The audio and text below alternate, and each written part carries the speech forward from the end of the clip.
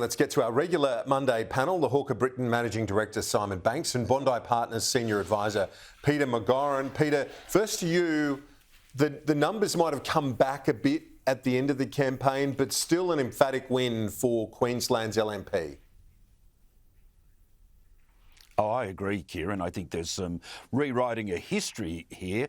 The LNP have a confirmed majority of 14, but they're leading in another 7 seats. They may very well end up with 21 seats majority. That's a significant accomplishment. True, the bulk of them are in central, northern and western Queensland. There's been a complete rout of Labor seats. I think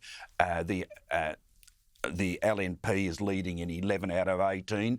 There's been some modest gains in urban Brisbane by the LNP, but that is still a vulnerability for the Conservative parties, to be sure. But it's not quite the failures that many within the ALP are making out. The news federally, Simon Banks, what do you make of it? Some mixed elements here, as Peter has touched on, and others, the regional questions, which are big problems for Labor. But Cairns not entirely a write-off for Labor federally, and some Green seats as well. Yeah, correct. I mean, first of all, you can't just automatically translate a vote at a state government election to a federal government election. People do make different decisions, and in fact, very often they make different decisions federally and state because they want a bit of a hedge against the two tiers of government.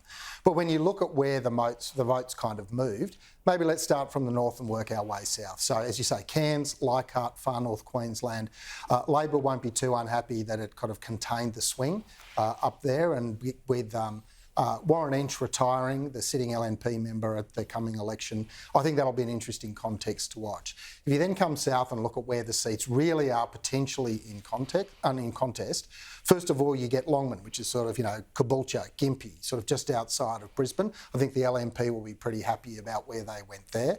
But when you then come back into Brisbane, essentially you've got those 3 current Green seats.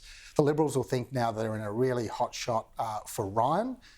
Labor will think it's in a really good chance to try and take Brisbane off the Greens. I think Max is probably a little bit safer in Griffith, but it'll be a contest there nonetheless. And Peter Dutton is obviously popular in his home state.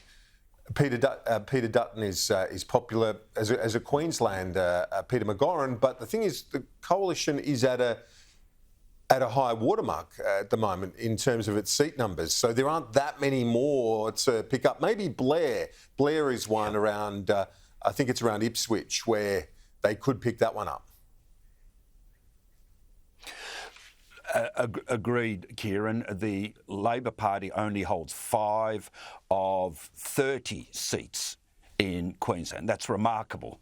Remarkably bad and remarkably good for the opposition.